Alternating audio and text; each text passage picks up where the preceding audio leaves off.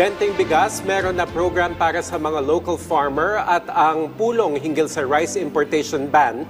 Ating pag-uusapan kasama si Assistant Secretary Genevieve Velicaria Guevara, ASEC for Agribusiness Marketing and Consumer Affairs ng Department of Agriculture. ASEC Guevara, magandang tanghali po. Magandang tanghali po, ASEC Joey at kay Kong June na nakasama niyo po ngayon sa studio. At sa inyong mga tagapakinig at mga tagapanood ng inyong programa. Magandang tanghali po. Magandang tanghali, ma'am. Ma'am, sa pagsisimula po ng Benteng Bigas, meron na program para sa mga magsasaka at manggagawa sa bukid. Paano po pinili ng DA yung mga beneficiaries nito? Okay, meron po kaming ang tinatawag naming RSDSA. Ito po yung registry system natin for basic sector in agriculture. Kasama po dito yung ating mga magsasaka, farm workers, mga agri-youth, and fisher folk. So meron po kami talagang registry system dyan kung saan po nabibigay, dyan po namin pinapadaan yung aming mga farm inputs and support para sa ating mga farmers and fisher folk. So mula po sa listahan na ito, dinetermine po natin at sabi nga po, dahil nga po sa mapag-uusap na rin ng aming departamento sa pangunguna po ni Secretary Laurel sa ating mga magsasaka, ay tinugunan po namin yung request nila na makasama po sila sa ating P20 bilang benepisyaryo at yun nga po ang sinimulan nating programa kahapon sa 18 branches po ng National Food Authority. So yun po, meron kasi naman silang ID, no? Meron po silang pwede ipakita bilang sila po ay rehistrado under our system na rin. So yun po ang binibigyan po natin ngayon ng P20. ASEC, ano naman po ang mekanismo para matiyak na ang 20 pesos na bigas ay talagang makakarating lamang sa mga kwalipikadong farmers at farm workers mula sa Registry System for Basic Sectors in Agriculture ng DA? Yun po, pagpunta po nila sa mga NFA warehouses, ay pwede po nilang ipakita ang kanilang ID, RSDSA ID, o kahit ano pong ID ng pagkakakilanlan. At nakarehistro naman po sila, meron po tayong naka-online or real-time na naka-monitor po doon ng ating system at doon po gagawan po sila ng QR code at pag sila po ay rehistrado at yun po, pwede po sila makabali hanggang 10 kilo po kada buwan na P20 at dahil special nga po ang turing natin sa ating mga magsasaka at ating farm workers ay pwede po sila makabili hanggang 50 kilos. Bibigay na natin yung kanilang allocation hanggang December. So yun po yung kami pong bumili talaga yung kanilang 50 kilos na allocation hanggang December, no? At sila naman po ay tonto at nakabili sila ng ganong karami. ASEC, dun sa estimated 5 million na magsasaka at farm workers, ilan po o ilang porsyento na po yung nakinabang o nakikinabang na sa initial rollout po nitong P20 program sa 18 NFA warehouses sa Central at Northern Luzon? Kino-consolidate pa po namin, ASEC, yung figures, pero as of now, parang at least mga 200 to 300 farm workers and farmers po ang napagsilbihan natin kahapon kada site po. So natutuwa naman po kami. Ngayon din po, bukas po ang ating NFA, tuloy-tuloy po yan, Mondays to Fridays, at pwede pong pumunta ang ating mga magsasaka and farm workers sa ating mga NFA warehouses para mag-avail po ng P20. Ma'am, ano naman po ang magiging sistema para sa distribution sa mga lugar na malayo sa NFA warehouse, lalo na dun sa mga maliliit at na komunidad sa probinsya?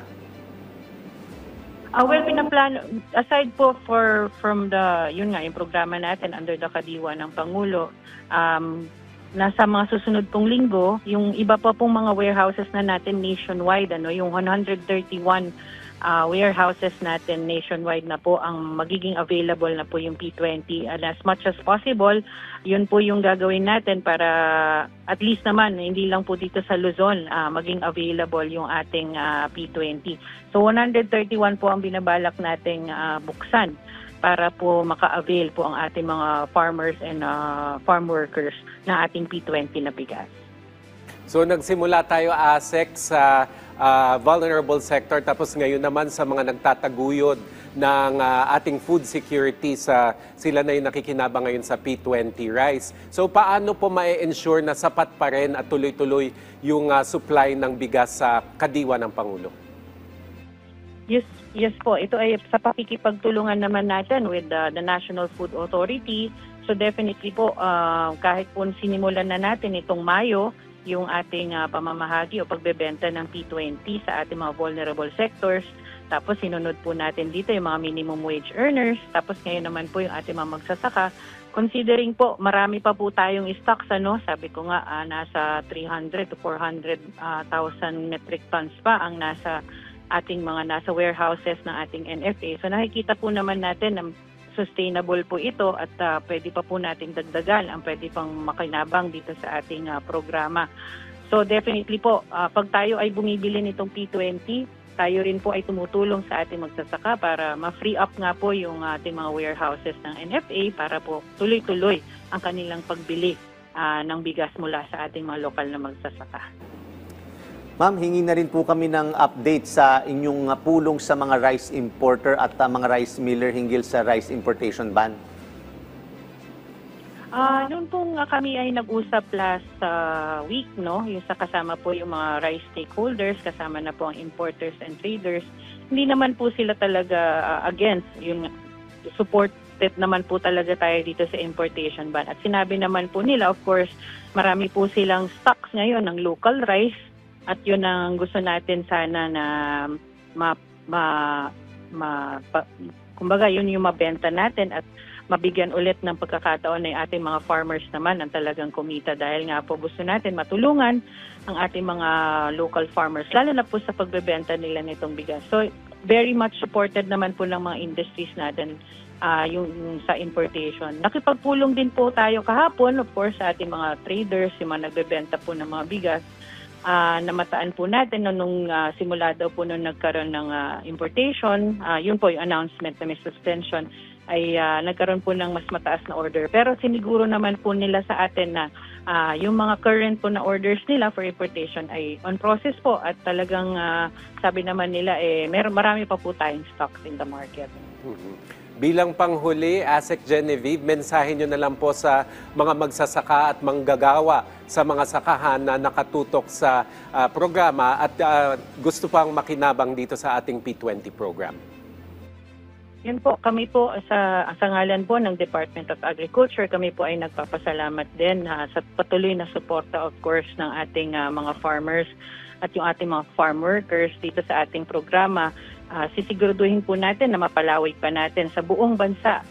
Kasi sa ngayon po nasa Luzon pa lang po tayo, Region 2, 3 CAR ang ating programa. Pero definitely po may nakalatag na po ang ating programa para maikalat pa natin sa additional pa pong 131 NFA warehouses nationwide. So sa mga susunod na linggo po, abangan nyo. Baka yung malapit po sa inyong NFA warehouse ay pwede na pong magbenta ng ating P20. So yun po, maraming salamat po. Okay, maraming salamat po sa inyong oras, Assistant Secretary Genevieve Velicaria Guevara, ASEC for Agribusiness, Marketing and Consumer Affairs ng Department of Agriculture.